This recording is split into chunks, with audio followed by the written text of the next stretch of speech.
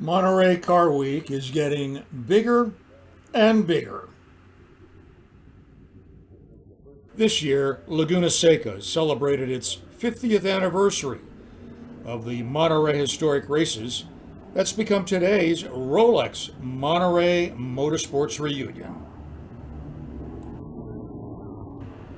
Road racing on the Monterey Peninsula goes back to the 1950s as a means of promoting real estate properties in the Del Monte Forest, and parts of the old course can still be driven today.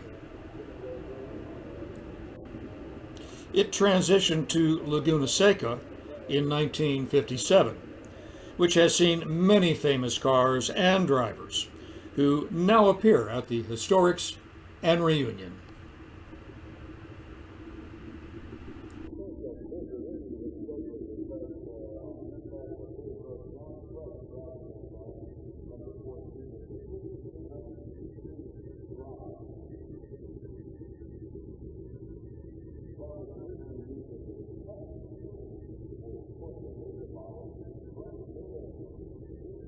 The 1989 Historics marked Aston Martin with the recreation of the 1959 Le Mans pit stands, honoring their 1959 win with Carroll Shelby, Roy Salvatore, and teammates Sterling Moss, Paul Frere, Jack Fearman, and Maurice Trinignon.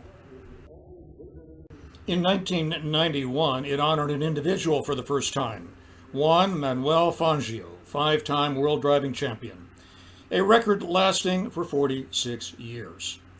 Fangio, Jack Brabham, Dan Gurney became a Mount Rushmore of motorsport.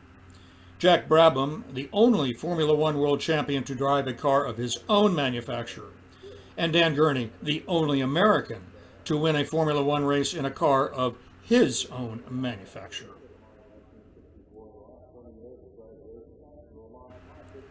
World-class racing at Laguna includes Indy cars and the Can-Am series, and GTP sports cars in the 1980s, like this Lowenbrow Porsche 962. A moving memory for some, and today a moving museum piece for the younger enthusiast.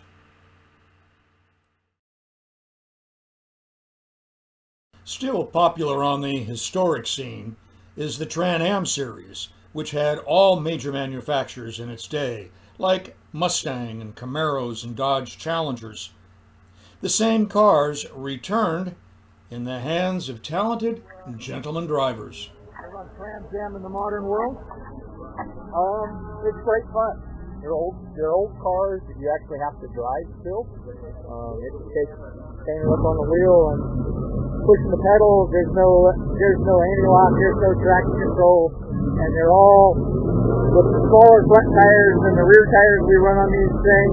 It's a throttle controlled car. You turn the car and you can throttle the steer car. They're just a blast.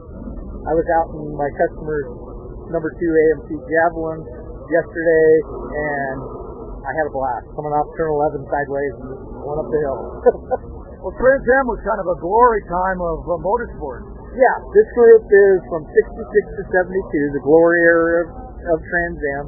Back when the coined the phrase, win on Sunday, sell on Monday. These are what these cars were all about.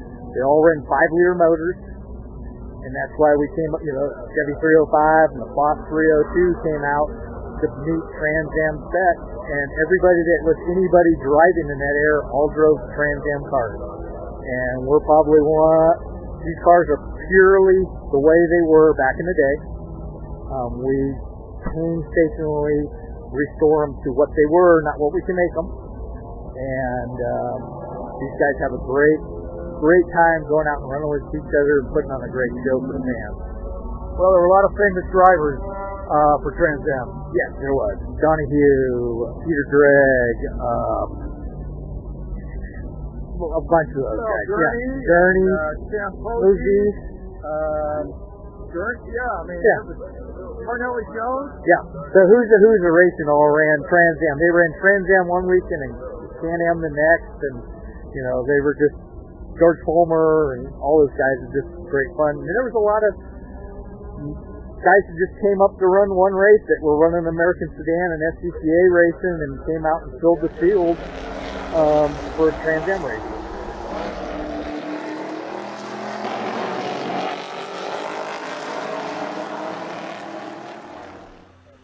The popularity of Monterey Car Week has various factions trying to claim the title, from the common Monterey Car Week to Pebble Beach, calling it Pebble Beach Car Week, and Carmel has adopted Carmel Car Week.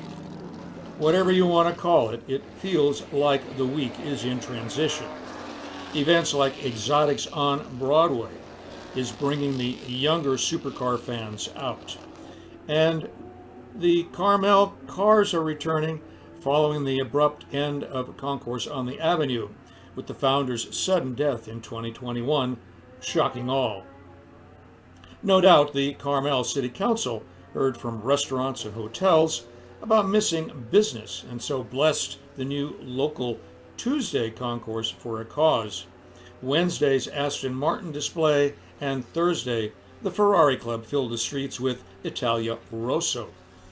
Why go to Saturday's Concorso Italiano?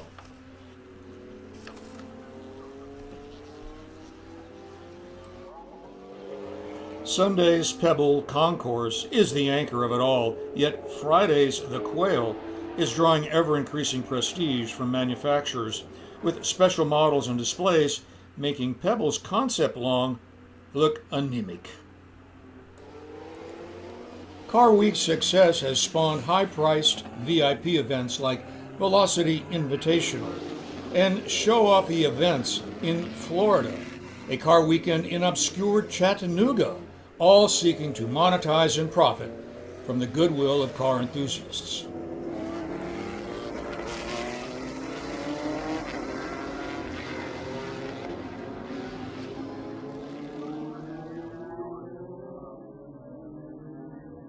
Excitement for the week is not only the car shows and concourse, but the auctions, giving the week its high roller image. This year, buyers' euphoria of a few years back diminished a bit. RM Sotheby's had the glossiest presentations of star cars, and Bonham's was a disappointment.